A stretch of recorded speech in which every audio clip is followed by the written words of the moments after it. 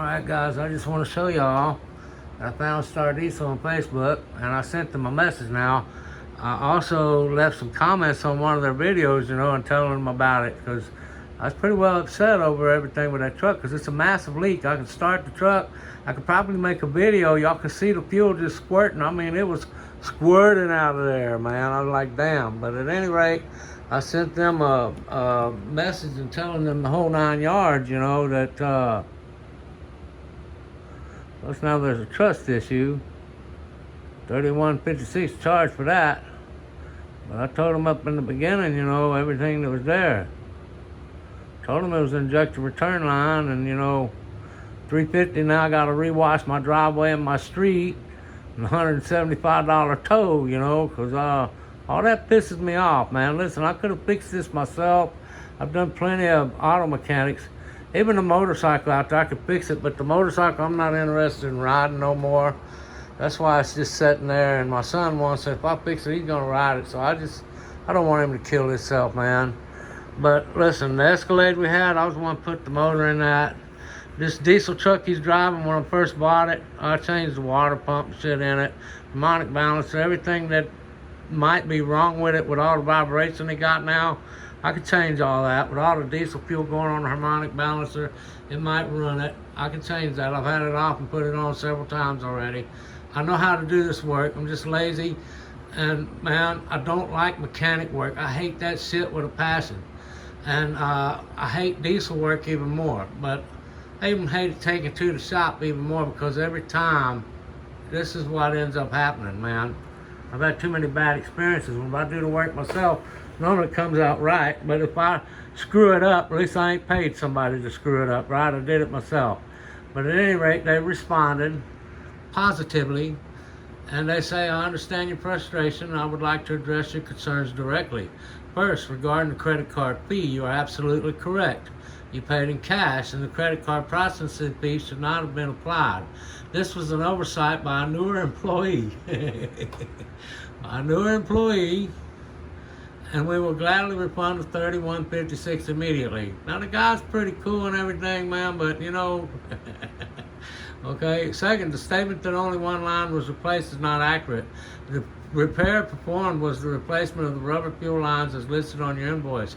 We retained the removed components, and can show you the original lines that were replaced if you would like to see them. Now, if they did replace those valley lines, guys, okay, now, the 2 lines from the fast pump to the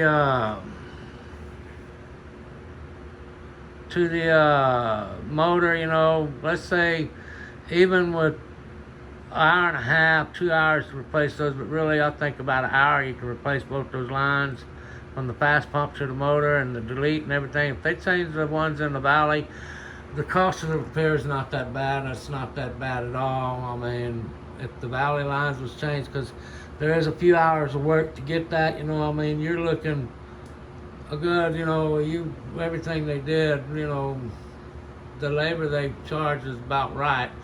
But the diagnostic and all this other crap, I would have rather seen that in labor rather than, as listed as diagnostic. But if they did change the valley lines, the price they charge is not that bad.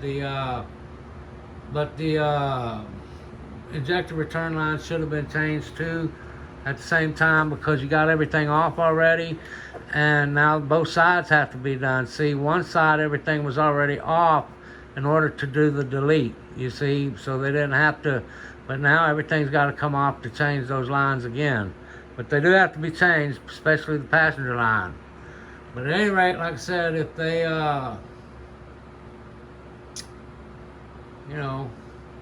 they make it right, it's going to be all right. But the facility, they say it was not leaking fuel. Well, this is painfully obvious. And you know what? It was losing its prime in the beginning from those return injector lines. I had changed the 2 lines from the primer bulb that they deleted. It had 2 lines on it. I changed those, and when I had all that off, I seen that injector line. It was a little bit wet right now, at the same place where it's wet now, except for now, it's really shooting out. Of course, it would lose its prime. That's where it was losing its prime from, and the truck would be a crank no start.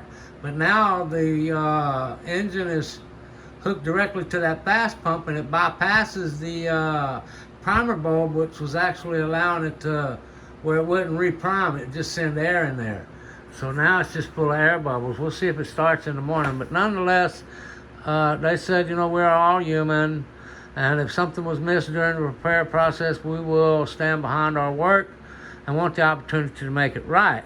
Okay, now, I understand what they're saying here, all this, you know, like I said, because I know how to actually do it. But I can promise you right now, I already know exactly where the leak is coming from. I fucked with that truck for 3 weeks, looking at it, you know, an hour every day, changing that part. I got 3 different ones and changed it just to make sure that wasn't a problem. Then I changed the 2 lines that was rotted out real bad, and I seen the fuel injector return line, it was rotted out real bad. And what I told my son was we should just change all the lines, starting with the lines on the fast pump coming all the way up through the valley of the engine, including those return lines. Okay, that's what I told him. But because where the truck was parked, it was too dangerous to do that. Okay, so he said, well, I'll just take it to the shop. Plus I was bitching every day because I was having to learn, because diesel's not really my thing. Before I can do the diesel, that's one of the things I used to do with mechanics that make me so good. I can take a book and I can read it in the book, and then I can do it. Okay, so I'm having to do a lot of reading, and all that reading irritates the fuck out of me. That's why I'm not a lawyer. I don't like that either.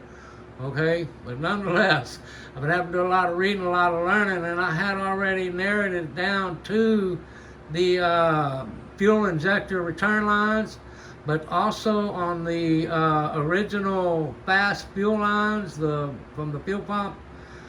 They have worm drive clamps on them, like Star Diesel put on there, and over time that will cut the hose, which will cause a small air intrusion, which will cause that problem as well. But really, I would have just cut about 1 inch off the fast fuel pump hoses rather than buying them new. I just cut about 1 inch off and used the same clamps and put them on there like I did, you know, 6-7 years ago, because I had that problem once before and I redid that shit. But this time, you know, I was having a hard time, and when I got up underneath the hood, I did see the fuel injector return line, and 100% now, there's no missing it. Oh, there's no missing it. Now, you've seen that big puddle on my video already. It's shooting out that line now. If we could have got it to start, we'd have probably seen it shooting out that line already. But we couldn't get it to start with the air intrusion. But once the Star Diesel bypassed that and put the fast pump straight to the motor, it started. It's running good. But there's the cost of the tow truck. To eliminate the burden of getting the truck back to us, we are willing to cover the cost of the towing the vehicle back to our shop so we can properly inspect it and determine the cause of the leak. Our goal has never been to overcharge, mislead, or leave a customer with an unsolved problem. We appreciate you bringing this to our attention and would like the opportunity to inspect the truck, refund the incorrectly charged credit card fee, and address the fuel leak appropriately. Now, this is the issue, guys. In order to change those injector return lines, we're looking a minimum of 4 hours flagged. This can be 4 to 6 hours flagged. It takes a little bit of time. You got to take a few things off on the book, okay? Now, really, I could probably do each side. It'd probably take a good 4 hours to do both sides. I'm not gonna lie. That's with me doing it, 4 to 5 hours. With them doing it, man, if they're really good mechanics, man, they should be able to do it quick. You know, you flag your 4 hours, you get the job done. In 2-3 hours, you make pretty good money. Already, they're making, as the mechanic, about $60 an hour. Mechanics make good money. But at any rate, I mean, that does sound like they're wanting to make it right. Okay, so I put on, okay, this sounds good, share. I'll share it with my son in the morning. But as far as the leak, it is 100% the return injection line on the passenger side. It was clear and running massively. It was squirting out of there, man, like the time I got cut.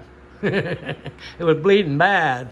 After so much fuel on the ground, we looked at all of it. We looked at everything. I looked at everything they did, man. That's what I'm saying. I was looking down in that valley. You can't really see it too good unless you pull the stuff, and I didn't pull nothing off. But now, if I'm going to change the lines in the driveway, I'm going to take it all, and I'm going to look at all of it and take pictures of everything they did.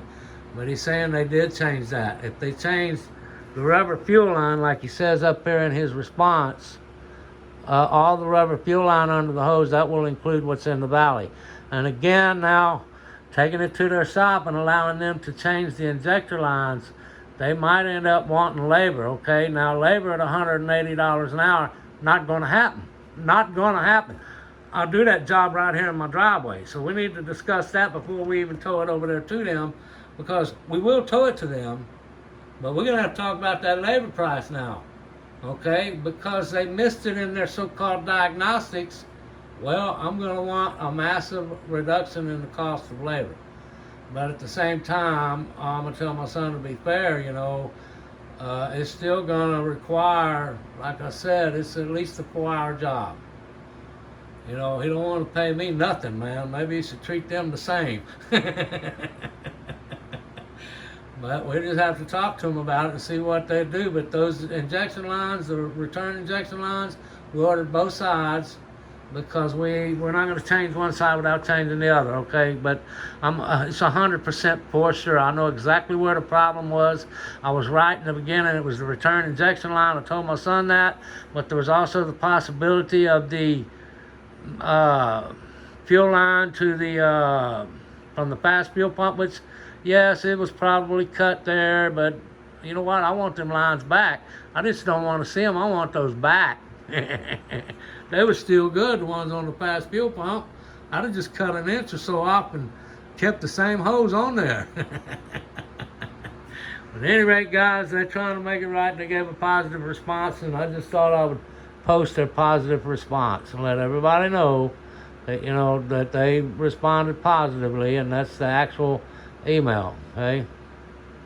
But they're willing to pay the tow to go back over there. I mean, that in itself is $175. That's something else. We will not allow a self-loader or a wheel lift to take that truck. It has to go on a flatbed because it is a 4-wheel drive. If you leave the rear wheels on the ground, it will destroy the transmission. If you leave the front wheels on the ground, it will destroy the transfer case. If the motor is not running, the gears in the transfer case and the transmission do not stay lubricated. It will destroy it. So it will be $175 on a flatbed to tow it over there. Not a penny less. I mean, that is the way it is. So with that, guys, I just thought I'd give you all an update. There it is. I'll see you on the next one.